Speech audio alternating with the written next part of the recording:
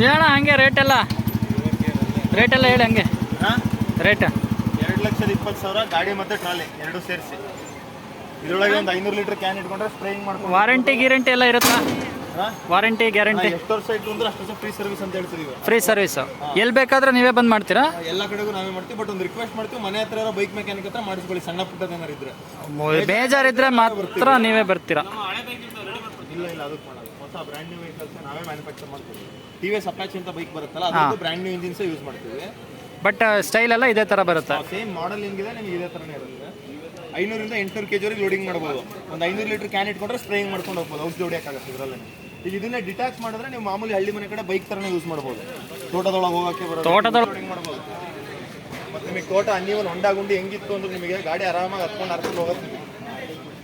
ಎಲ್ಲ ಕಡೆ ಏರಿಯಾ ತೋಟದಲ್ಲ ಆರಾಮಾಗಿ ಹೋಗುತ್ತೆ. ಬೈಲ್ಸಿಂಗ್ ಎಲ್ಲ ಕಡೆಗೂ ಈಸಿಯಾಗಿ ಯೂಸ್ ಮಾಡ್ಬೋದು. 20 ರಿಂದ 25 ಕಿಲೋಮೀಟರ್ ಮೈಲೇಜ್ ಬರುತ್ತೆ ನಿಮಗೆ.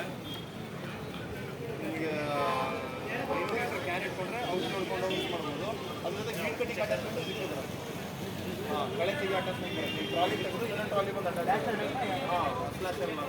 ಅಣ್ಣ ಮತ್ತೆ ಇದನ್ನೆಲ್ಲ ಹಾಕ್ಬೋದಾ? ಕಲ್ಟಿವೇಟ್ರು ರೋಟೋವೇಟ್ರು ಬರಲ್ಲ. ಅಗ್ರಿಕಲ್ಚರ್ ಕ್ರಾಪ್ಸಿಗೆ ಆಗಲ್ಲ. ಪ್ಲಾಂಟೇಶನ್ ಬರುತ್ತೆ. ಅಡಿಕೆ, ತೆಂಗು, ಮಾವು, ಓನ್ಲಿ ಕಳೆ ಹೊಡೆಯೋದು ಮಾತ್ರ.